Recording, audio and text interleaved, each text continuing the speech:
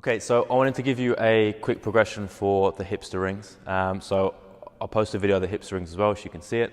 So I kind of see this as one of the fundamental progressions to develop towards before being able to do a kipping ring muscle up.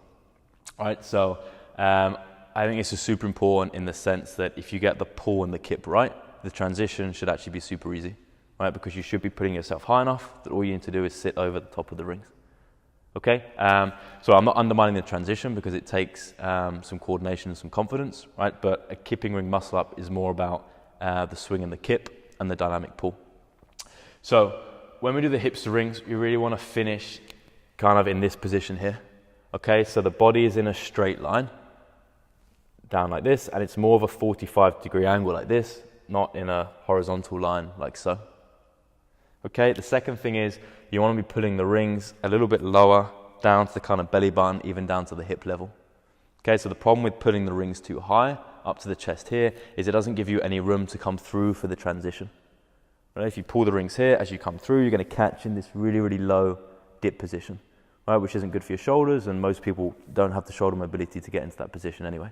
And that's usually why we start to see people do this kind of chicken wing ring muscle up. So I want you to pull a bit lower. So as you pull a bit lower and you transition over the top, you naturally sit into a strong dip position. Okay, so obviously that takes a couple of things. One, you need some dynamic pulling strength, particularly horizontal pulling, to be able to pull yourself into position. But it also takes some coordination because the moment you fire your hips and the pull, that needs to be in coordination at the same time. So what I see a lot, and one of the biggest mistakes, is people are uncoordinated with the hips and the pull. Right, so they'll either fire their hips first and then pull, or vice versa. So they'll pull too early and then try and fire their hips. So like the timing is really important, so you get as much power as you can up in that direction above the rings, and then you use the least amount of strength. Okay, so one of the most common faults that I'll see is people falling into this position here.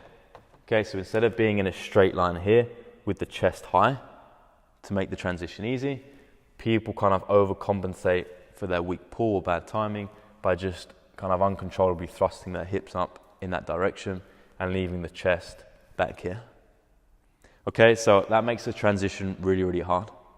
Right, remember that you need to get your whole body above the rings to complete a ring muscle up. Right, you're not just trying to get your hips above the rings. If your hips are up like this, you've got to get your chest all the way back over the top for the transition, which is going to make the transition obviously pretty difficult. Right, so again, like the pull is really important. And there is some dynamic strength involved in the pull, but usually the problem is more coordinating the hips and the pull at the same time. Okay, so we'll cut this video and then we'll show you the progressive drill to work on the coordination for the hipster rings. So as I mentioned at the whiteboard, what we don't want to be doing is overextending the hips, and we also don't want to be, we want to have the pull and the hips in coordination with each other, so it's not one before the other.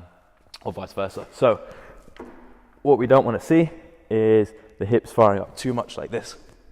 Okay, so the chest is going to be really low and it's really difficult to get on top of the rings in terms of the transition for the ring muscle up. So what you want to do is here, we're going to pulse the hips up, we're going to pull at the same time to here. Okay, so I'm finishing in a strong position with my body in a straight line and my chest is a little bit higher than the rings. It's not leaning really far back. Okay, so I'll show you again. It's here. Pull and hips at the same time, and back down. Okay, so again, we're trying to develop that fast dynamic pull, but also the coordination between the hips and the pull at the same time. And one more thing to note on that, the power of the hips comes from squeezing your glutes. Okay, it's not just like thrusting the hips forward like so. It comes from squeezing your glutes like that.